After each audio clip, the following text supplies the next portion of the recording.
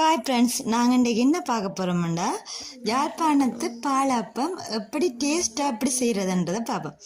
அதுக்கு நான் சிவப்பு பச்சை அரிசி 3 சுண்டு 750 கிராம் எடுத்து நனைய விட்டுருக்குறேன். 2 மணித்தியால் அல்லது 3 மணித்தியால் நனைய விடணும்.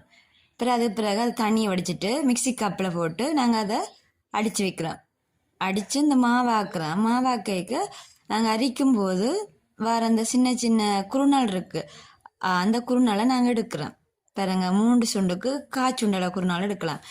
மாவை அரிச்சு வச்சுட்டோம். நாங்கள் எடுத்து வச்ச அந்த குறுநாளில் கஞ்சி காய்ச்ச போகிறோம். அதுக்காக பாத்திரம் ஒன்றை அடுப்பில் வச்சுட்டு 1 கப் தண்ணியை விடுறேன். அதுக்குள்ளே குறுநாளை போட்டு நாங்கள் கஞ்சியை காய்ச்சி கொள்ளுவோம். அது நல்லா அவியக்கூடாது, கண்ணீரத்துக்கு நாங்கள் பாத்திரத்தில் விடக்கூடாது. கொஞ்ச நேரம் வெந்தால் காணும், களியாகக்கூடாது. இந்த அரிசி பதம் இருக்கணும்.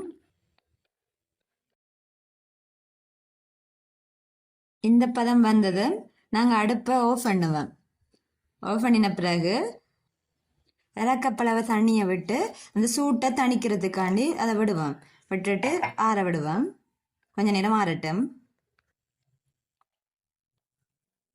மிக்சியில் அடித்து வச்ச அந்த மாவை எடுக்கிறோம். எடுத்துட்டு முதல்ல நாங்கள் அதுக்கு 3 அல்லது 4 தேக்கரண்டி சீனியை போடுவோம். ஏன்னு சொன்னால் அந்த அப்பம் நல்லா முருகி வரும். இந்த கரையெல்லாம் முருகணும்ண்டா அதுக்கு போடணும். அடுத்தது அந்த நாங்கள் கஞ்சியும் அதை சேர்ப்போம். கஞ்சியும் அந்த அப்பத்தில் அந்த துளையாக வரும். அப்படி வரணும்னு சொன்னால் அந்த கஞ்சியை நாங்கள் காய்ச்சோம், அது டேஸ்ட்டாக இருக்கும். பிறகு தேங்காய் பாலில் 2ஆவதாக பிழிஞ்ச அந்த பாலை நாங்கள் விட்டு குழைப்போம். திக்பால் இல்லாத தேக்காய் இல்லாமல் அந்த பாலை விட்டுட்டு இப்போ நல்லா கைகளால் நல்லா பிசையணும். பிசைஞ்ச மாவை நாங்கள் குழைச்சோம்னு சொன்னாதான் நல்லா புளிக்கும். இந்த அப்பத்துக்கு எவ்வளோ நேரம் புளிக்குமோ அவ்வளவுக்கு அந்த அப்பத்தின் டேஸ்ட் கூடும்.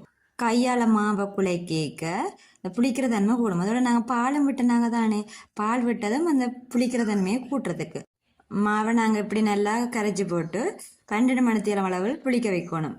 நல்லா இறுக்கமான மூடியெல்லாம் மூடி புளிக்க வைப்போம். சரியா? இரவு மாவை புளிக்க வச்சு நாங்கள் இப்போ காலமே ஆயிட்டுது. இப்போ மாவை நாங்கள் எடுத்து பார்ப்போமா.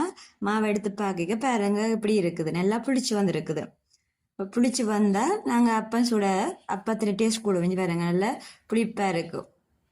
மாவில் அந்த நுரையெல்லாம் வந்திருக்கு தானே, அப்போ அது நல்லா புளிச்சிருக்குன்னு அர்த்தம். மாவுக்கு தேவையான உப்பு சேர்க்கிறோம். 1 தேக்கரண்டி உப்பு காணும். இதுக்கு இவ்வளவு உப்பும் காணும். அடுத்து அப்பத்துக்கு நாங்கள் தேங்காய் பால் எடுத்துருக்கோம். நல்லா திக் பாலாக இருக்கணும். அப்போ அதுக்குள்ள நாங்கள் சீனியை சேர்ப்போம். எவ்வளோ பால் எடுக்கிறோமோ அதுக்கு ஏற்ற மாதிரி சீனியின் அளவை நாங்கள் எடுத்துக்கொள்ளலாம். எவ்வளவு இனிப்பு உங்களுக்கு தேவையோ அதுக்கேற்ற மாதிரி எடுக்கலாம். சரியோ? பால் எடுத்துட்டோம். பாலுக்கு சீனியும் போட்டாச்சு. பாலுக்கு தேவையான உப்பு 1/4 தேக்கரண்டி காணும், அதை போடுவோம்.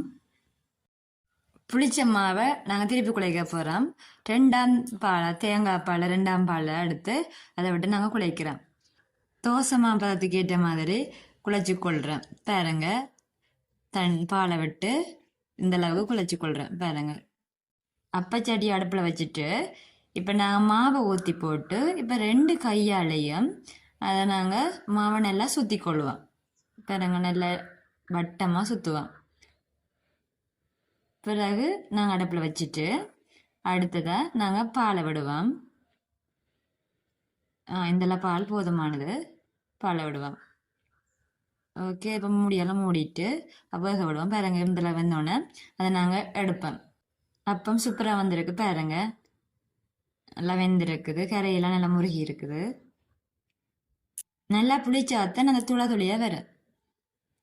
சரியா? பாலும் இப்படி திக்காக இருக்கணும், தண்ணியாக வரக்கூடாது பாலம். நாங்கள் விடுற பால் அடுத்ததையும் நாங்கள் அப்படி எடுப்போம். கைகளாலேயும் அப்பத்தை எடுக்கலாம், சட்டியில் ஒட்டாமல் இருக்கும். பாருங்க, சரியா? பாருங்க, 3 அப்பத்தையும் சுட்டுட்டேன்.